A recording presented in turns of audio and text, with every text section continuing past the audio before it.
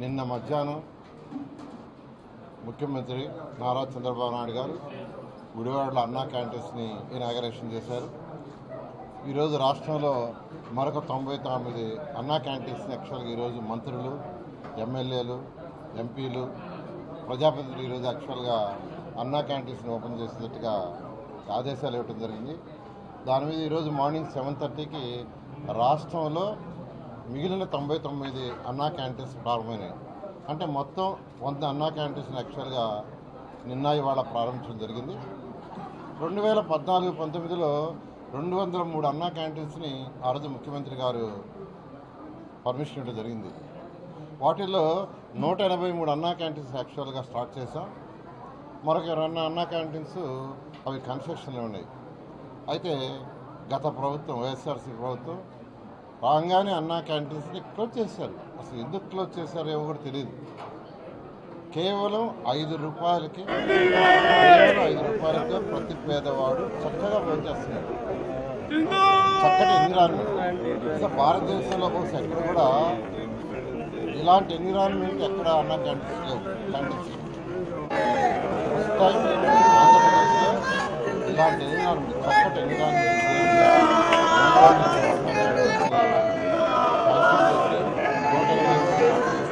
గత ప్రభుత్వం మూసేసింది.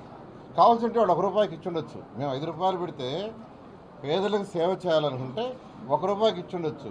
లేదా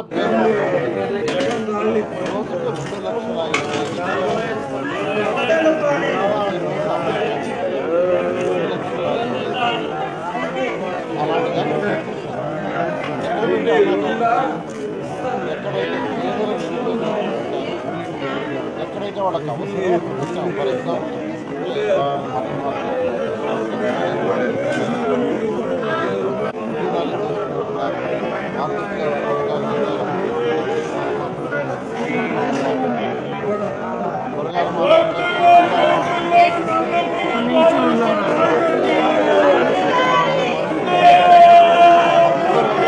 ఇంట్లో వండుకొని తిని రావాలంటే టైం చాలదు కాబట్టి అటువంటి వాళ్ళ కోసం పెట్టాము. ఎక్కడైతే కార్మికులు ఉంటారో, ఎక్కడైతే ఉదయాన్నే వర్కర్స్ అందరూ ఒక దగ్గర నుంచి పోతారు, బేల్దారి వాళ్ళు కానీ, బేల్దారి కూలీలు కానీ, ప్లంబర్స్ కానీ, అటువంటి ప్లేసుల్లో పెట్టాం. పేదవాడికి చక్కని ఎన్విరాన్మెంట్లో 5 రూపాయలతో భోజనం పెడుతుంటే దాన్ని క్లోజ్ చేశారు.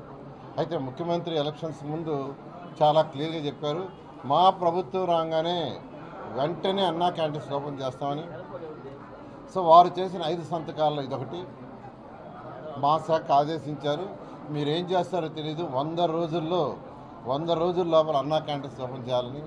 అయితే 2 నెలలు కాకముందు యాక్చువల్గా 100 అన్నా క్యాంటీన్లు స్టార్ట్ చేసాం.